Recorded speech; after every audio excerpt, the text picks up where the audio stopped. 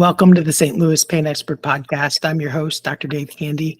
Today, we're going to be talking about the topic of chronic pain, and I have a very important specialist in the topic of chronic pain, Dr. Andrea Furlan. She's a pain specialist, scientist, and researcher at the University of Toronto, and I'm very grateful to have her here today. So welcome, Andrea.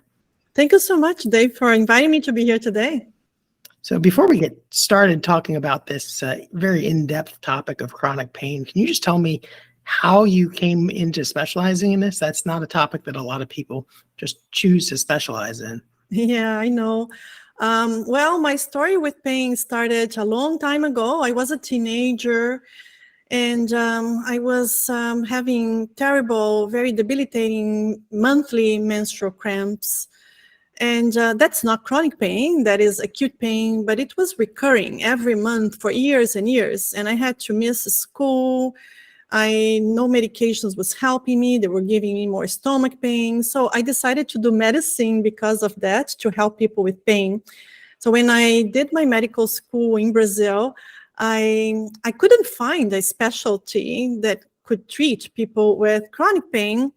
And I chose physiatry, physical medicine, rehabilitation, because I thought this is the best specialty to help people who have acute pain, chronic pain.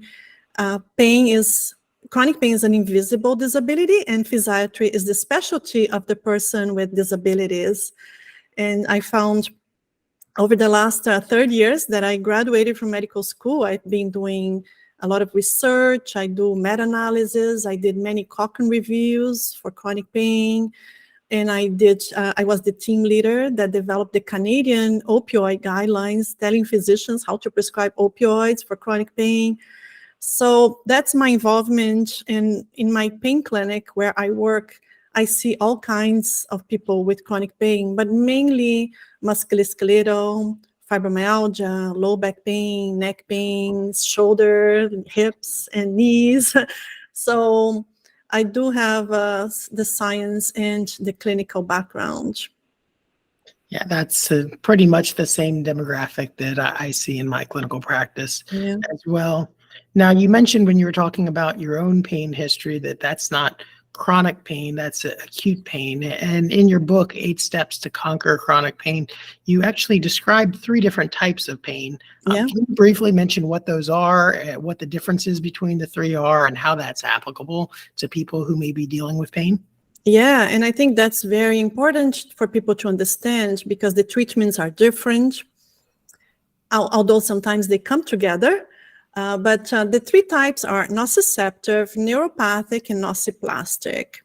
And I'll explain what they are. So nociceptive pain is pain that is a signal that something is broken, damaged, lesioned, there's a disease. So that's the normal pain that we all feel. If you have a toothache, there's an inflammation in the tooth, that's nociceptive pain. An appendicitis, an inflammatory joint, or an arthritis, or a bruise or a tendon that is ruptured, fracture. And that is because the pain system is functioning normally. We need pain to survive, and all human beings need to feel pain because there is a genetic disorder that a person is born without the ability to feel this nociceptive pain, and they can die in early age because they can't protect themselves from danger. So that's nociceptive pain. And then the other type of pain, and nociceptive pain is mostly acute because the body will heal and go back to baseline where they don't feel any more pain. Neuropathic pain is when there is a lesion, a damage, or a disease of the pathways that conduct the pain impulse. So the pain, the lesion can be in the nerve, in the spinal cord, or in the brain. So examples are people who have postherpetic neuralgia. This is after they have zoster. Or people who have diabetes, and then the diabetes damage the nerve endings, so they feel like a burning pain in their hands or feet. Or people who had a stroke, and then now they have a post-stroke pain, or a spinal cord, or people with multiple sclerosis. So those are lesions in the nerve system. Now, the third type of pain is nociplastic, which involves plasticity of the pain system. So it's a malfunctioning of the pain system. Let me give an example, a practical example. Imagine that you have an alarm system of a house, and you install the alarm system because you want it to go off when there is something wrong. And so if there is a fire, a smoke, a burglar, an intruder, the alarm will go off because those sensors are working perfectly.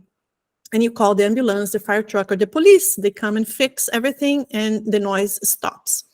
So that is nociceptive pain, the normal pain, that if you have a toothache, you need to treat the tooth, and then the pain goes away. If the wires of the house are cut, or if there's a short circuit, that would be equivalent of neuropathic pain. So you need to fix the wires, you need to fix, where's the short circuit. Now, imagine that the wires are normal, there is no fire, no smoke, no nothing, but the alarm is going off, or the volume of the sound of the siren is very loud. That's nociplastic pain. Like everything looks normal. There's no fire, no burglar, the wires are not in short circuit, but you are still hearing a lot of noise. So you have to call the alarm company. You have to fix the alarm system. So that's what nociplastic pain is. And that is what the majority of chronic pain is. It's a malfunctioning of the pain system. The pain system is sensitized. So those are the three types of pain.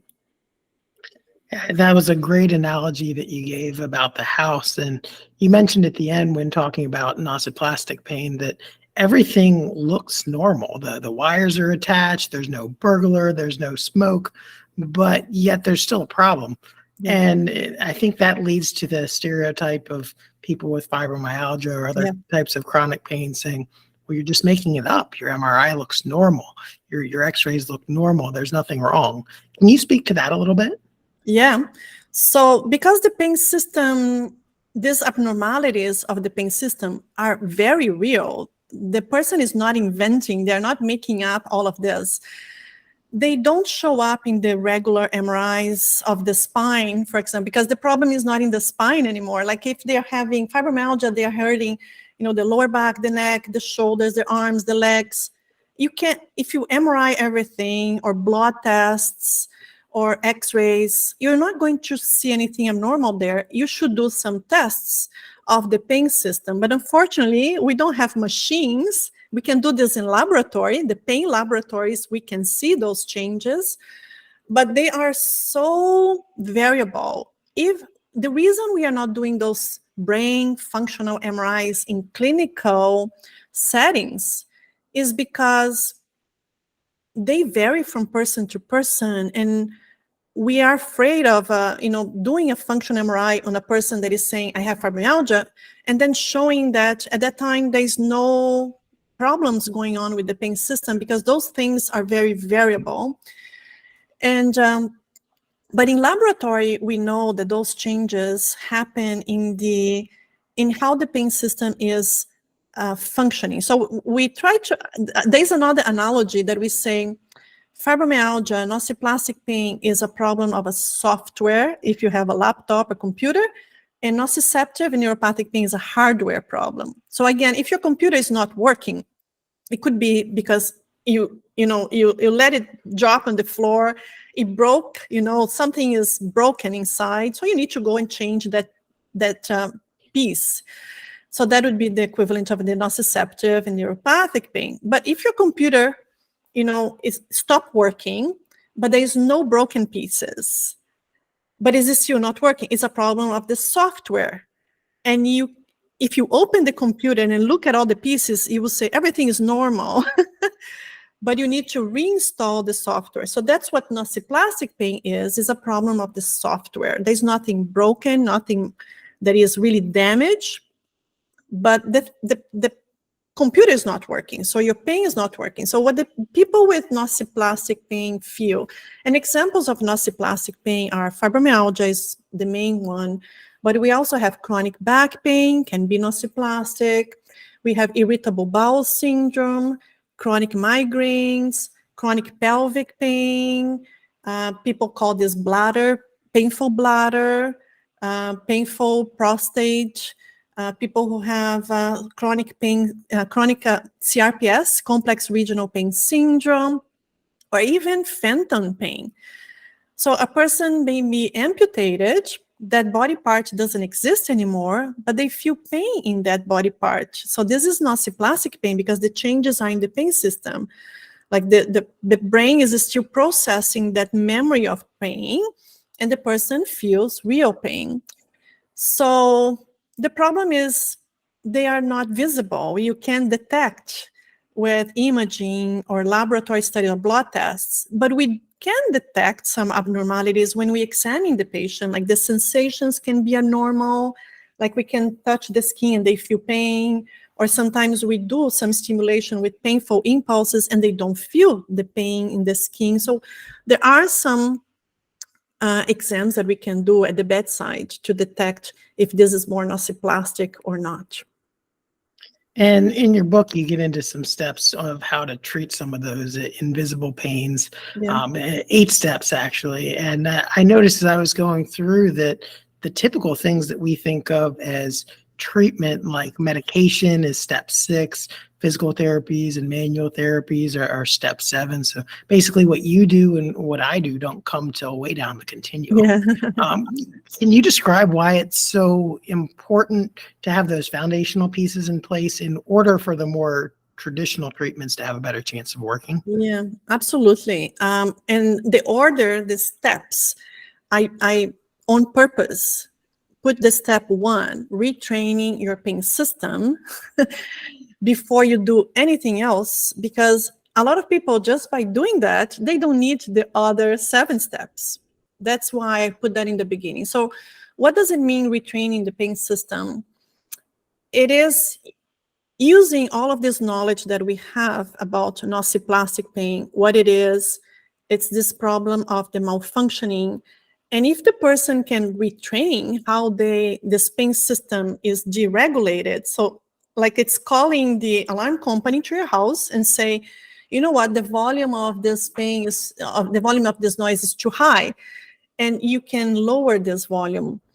Then you don't need medications, you don't need everything else that you and I would do, right? The physical modalities, because their pain now is either gone or very low that they don't even need to take medications or apply anything to their body. So how do someone regulate the pain system? Dave, I would say it's so simple, but because it is so simple, I have a very hard time to sell this message to my patients, because they say, no, it's not possible that it is so simple like that. They want something more complicated. I think patients, they want something that is injectable or requires a lot of effort and requires a lot of visits to the physiotherapist, chiropractor, doctors, and injections. They can't believe that something so simple could work. But I can tell you, my most successful patients are the ones who retrain their pain system, control their emotions, which is step 2, took good care of their sleep, which is step 3, and started eating healthy, which is step 4. Then they don't need anything else. But so let me explain to you what is retraining the pain system. So if we, and this would work if a person has nociplastic pain. Again, if someone has nociceptive pain, like my menstrual cramps that were every month, an inflammation of the uterus, probably would not work so much, retraining my pain system. But if a person has passed that phase and now they're having constant pain that is not responding to anti-inflammatories, is not responding to acetaminophen, is not even responding to opioids, because opioids are great for nociceptive and neuropathic pain. So if the person is taking opioids and they're still in pain, probably it is nociplastic pain. So the way that they can retrain the pain system is thinking differently about their pain, because their pain is basically telling the brain that there is a danger in their body when there is no more danger. Whatever caused the pain is gone, it's healed. So if they had a tendinitis in their shoulder, Well, the tendinitis takes, we know, you and I, we know it takes exercise, anti-inflammatories, ice. But within 3-4 months, that tendinitis is healed. That inflammation is gone. We all heal. Athletes, they injure their bodies a lot and they heal. We know they heal. The body is designed to heal. But if they're still feeling that shoulder pain for 3, 4, 5, 10 years, that thing is healed. The body already adapted to that. And what they're feeling is a memory of that pain. It's not their fault. Again, it's real. I'm not saying that you are imagining this, you are making this up. No. We can see, if we do brain images, we can see that their memory is there.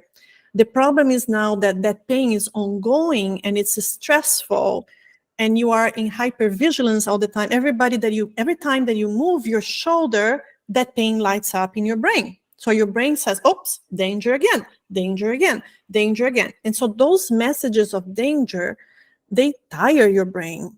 You are in hypervigilance. And if you are stressed by that pain, now you can't pay attention to anything else. You can't concentrate, you can't sleep well, you are fatigued during the day.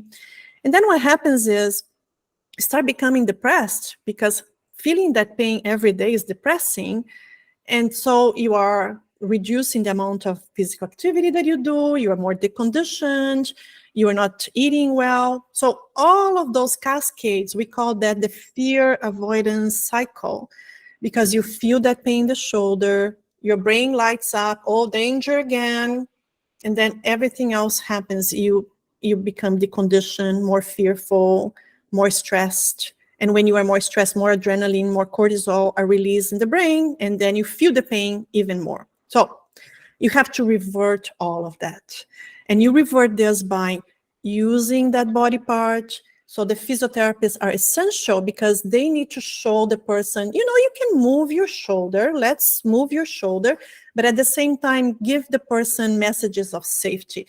Look, your shoulder is not broken, damaged, it's not lesion, it's good, it's functioning well.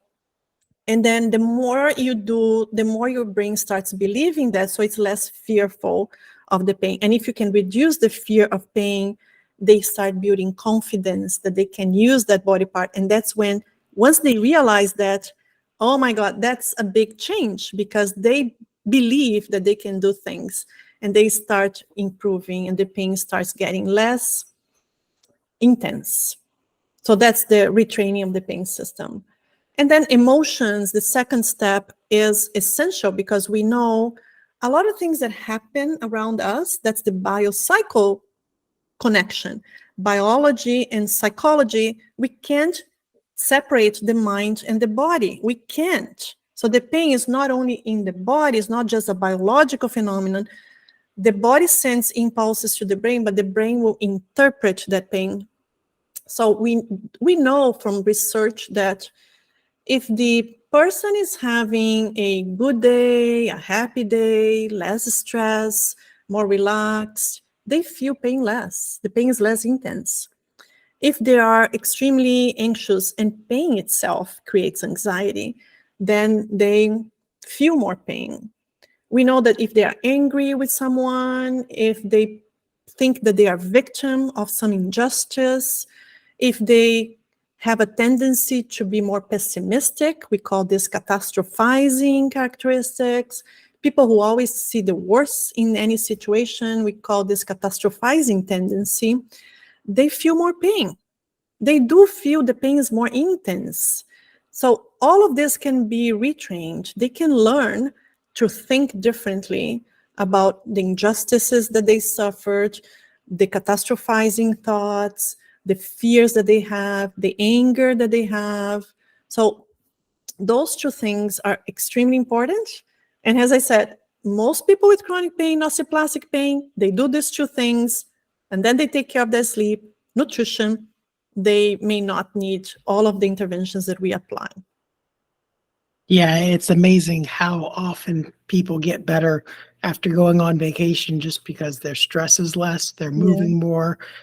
So that psychological connection is one I think is really important to touch on. And then you mentioned the biology, like how you treat the nociceptive pain, treating the tissues. But then there's another part of the biopsychosocial model of pain, which is the social part. And I think that's the part that oftentimes makes people suffer. Like, what will other people think of me? Is my spouse or my children going to think I'm a burden? Are my friends going to judge me for not being able to do things with the kids? How do people talk to their family and their friends and even their doctors about their pain without fear of what others will think? Yes, that's really important, because we know too from a lot of research that isolation, for example, if a person feels isolated, or they may have a perception that they are isolated, they may not be isolated, but they have a perception that they are useless, that they are invisible, that they don't matter anymore, they will feel pain more. So a pain that would be like a level of 1, 2, or 3, we like to give those scales to our patients, 0 to 10. 0 is no pain, 10 is the worst. I don't agree with this scale, but we don't have anything better. But a pain that could be 1, 2, or 3, if the person feels isolated, alone, neglected, stigmatized, labeled, we know the brain will alert saying, you are in danger. And again, every time that the brain feels danger, it amplifies that suffering. And again, if a pain is 1, 2, 3, but the brain is sensitized, the person will feel the pain like a 7, 8, 9, or 10.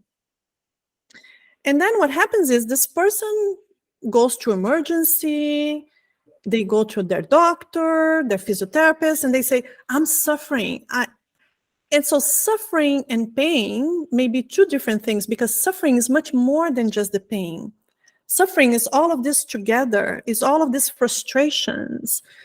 And if they show up to a doctor and this doctor says, I don't know what to do with you, but I can see you are suffering. I can see you're in pain because, you're not doing anything with your life. And then they give opioids, which don't work for nociplastic pain. But the problem is how you communicate this to people. Like in my book, I have the chapter that talks about how all of these social networks influence our pain. So we feel more if you are isolated. Cultural perspectives also change. We know that there are some cultures that they are more expressive. They are more allowed to express their pain. Others are more suppressed. Male and females, they also express pain differently. And how you communicate. So in the book, I tell them it's really important that you use objective words with your families. They need to know what it means to be suffering. Your co-workers, people who are working, their managers, they need to know what's happening to you. So instead of seeing you as a complainer, you need to explain to them that what chronic pain is, that is this disease of the pain system, and is unpredictable. You never know when you're going to have a good day, a bad day, so you may need accommodation some days. Also talking to the doctor. The doctors usually have very little time to listen to people, and I have a privilege that I can spend an hour and a half with my patients because I'm a specialist, pain specialist. But, family doctors, nurse practitioners, they have 5-10 minutes. And then you bring a history of 15 years, 20 years of pain, and you want to tell everything in those 10 minutes. So you need to be really precise and conscious about what you're going to say. And you may bring a lot of x-rays, MRIs, and tests and want them to see everything. So it is really important, especially if the person needs to use opioids, which some people need. I'm not against opioids. Please don't take me wrong. Opioids are great for nociceptive, neuropathic pain, not so good for nociplastic pain. They can make it worse for nociplastic pain. But the problem is some people have all three types of pain, or they may have a mix of neuropathic and nociplastic, which makes it difficult to treat. And in this case, they may need some opioids. And when you bring opioids to the conversation with doctors, then they will think, oh, you are drug seeking, you are addict, you're faking this pain just to get your opioids.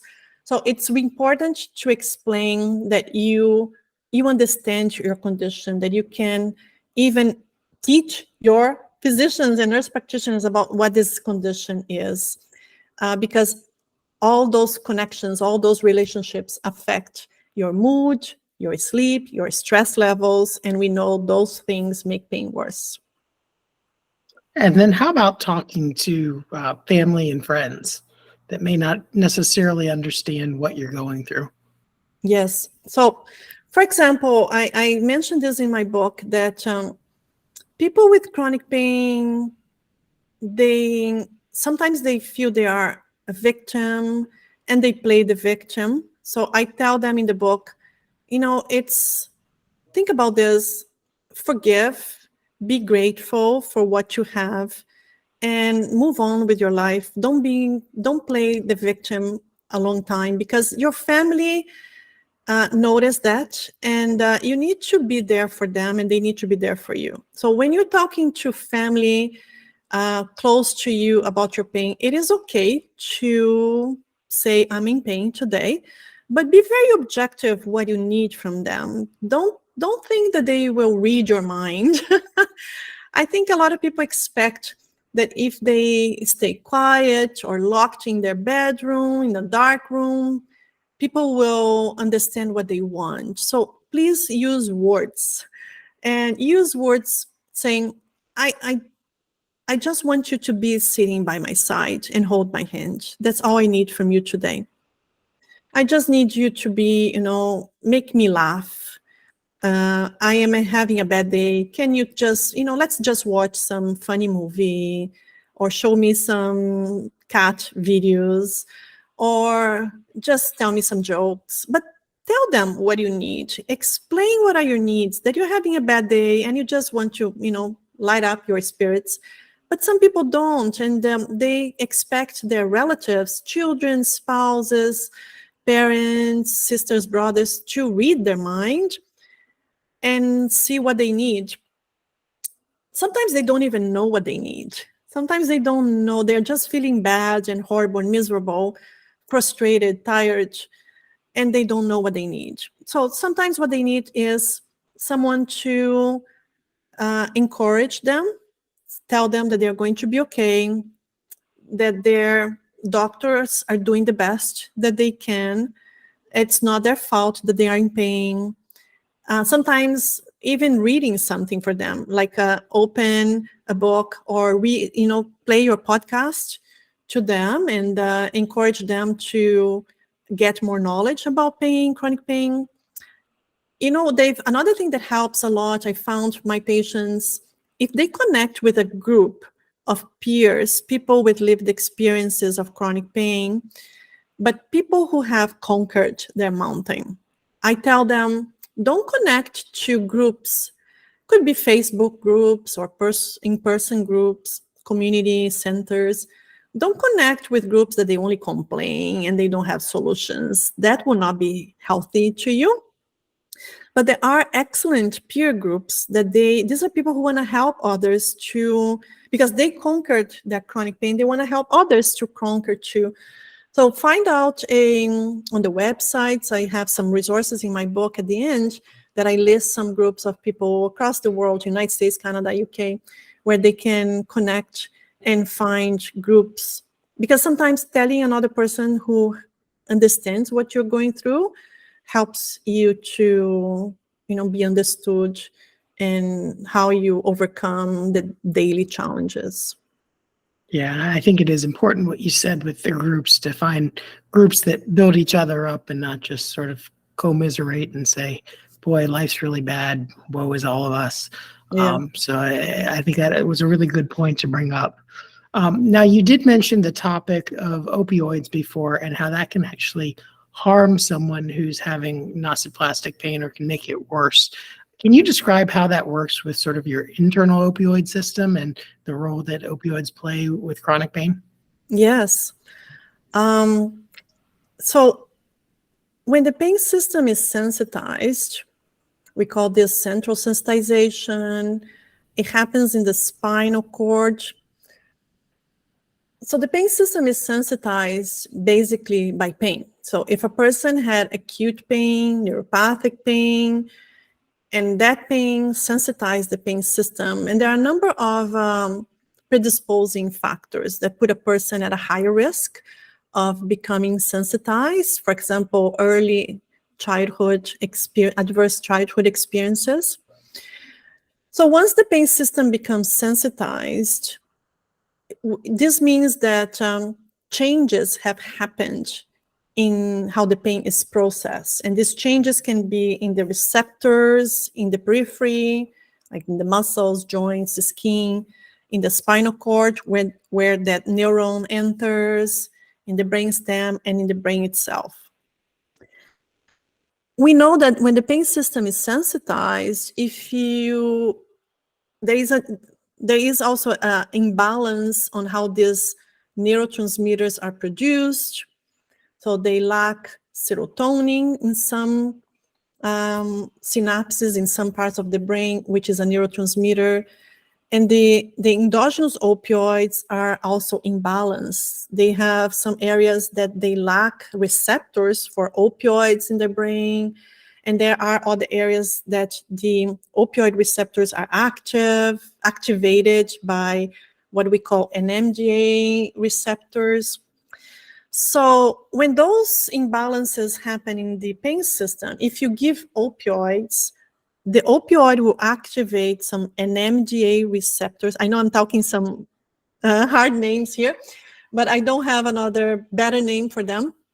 The NMDA receptors are usually activated by glutamate, but in this case, they can be open, and the opioids that the person is taking by prescription will activate the receptor, and then it will amplify the pain. We call the scientific name for this is called opioid-induced hyperalgesia, which means hyperalgesia means more pain, and it's induced by opioids. We know this is a very real phenomenon. It's not imaginary. It happens. And so we need to be really careful for whom we give opioids if they have nociplastic pain. Not everybody will develop opioid-induced hyperalgesia, but we see this, for example, if a person, the pain is spreading to other body parts, if the pain is still present, even if they're taking opioids, they still have, some intensity of pain. And sometimes we touch the skin, we touch their muscles or skin, and they feel a little bit of pain. So that's hyperalgesia. We know that the opioids are not doing a good job, and we need to lower the dose. We call this tapering opioids. And when we taper the opioids, the pain either gets better or the pain doesn't change. But I have been able to taper opioids from a lot of patients, and they don't feel worse. To the point that some patients were taking opioids for 15, 20 years, and now they're taking 0, and they come back to me and they say, I don't know why I was taking those opioids. They were just giving me a lot of side effects, and my pain is the same. I still have pain because they have that chronic pain. My pain is the same. Or sometimes they say, it's even better, my pain now. But the process, Dave, to taper the opioids may be really hard on people, especially for those people who have been taking opioids for a long time. Yeah, and so definitely something to do under medical guidance if you've been taking them for a long time. Yeah. Now, you gave a lot of good information today. If people listening want to find some more of your resources, what other resources do you have available? So I have a lot of videos that I posted on YouTube. I opened a YouTube channel 4 years ago, and people can find me doing demonstrations of exercises. I have also demonstrations of how to activate the parasympathetic nerve system, because that is to reduce the stress. And I do have videos about diet, nutrition. So I have a YouTube channel. It's just my name, Dr. Andrea Furlan. And then I have the book where I kind of summarize a lot of those messages that I have in my videos. My book has QR codes linking to some of my videos, not all of them, but just the main videos that I have in my channel. I have QR codes in the book. So the book basically is a manual, a guide on steps that the person can take. Not everybody with chronic pain will need to do all the steps, but they are there for people to read and try to apply the principles in the book. And I have testimonials also on my channel, people who have conquered their chronic pain mountain. I have a lot of cases in the book of patients that I've seen in the past 30 years, things that worked, things that didn't work. I have lots of stories to tell. I couldn't put all of the stories in my book, so I put some of them, not all of them. And I think it's a practical guide if people want to have an idea, like a map, where to go with their chronic pain. And because it's not easy. Chronic pain is a chronic disease. It's almost like diagnosing someone with diabetes. Imagine, Dave, if I diagnose someone with diabetes and the person had never heard about diabetes. Let's say that a person never heard about the disease diabetes. And then I say, okay, you have diabetes, and I want you to do insulin injections many times during the day, many injections every day. I need you to change your diet. I need you to lose weight. I need you to exercise more.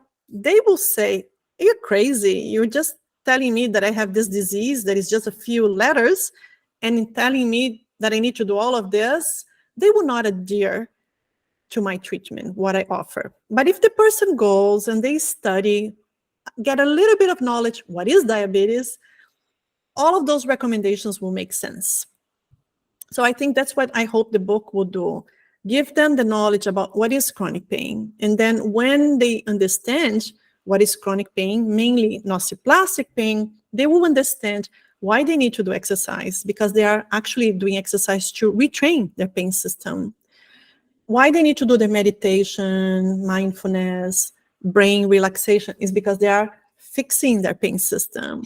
Why they need to exercise, sleep better, do nutrition, because all of this contribute to fixing that alarm system of our body. So I think if they understand what is chronic pain, they will adhere to the recommendations we give to them. Like you are the expert in exercises, modalities. But if you just tell a person, oh, you have chronic pain, go and do exercises. If they don't understand why they need to do, I don't think they will adhere with excitement. Yeah, I agree. If you just tell someone what to do, it feels like an order, but if they understand the reasons behind doing it, then they're more likely to choose to do it for themselves. Yeah.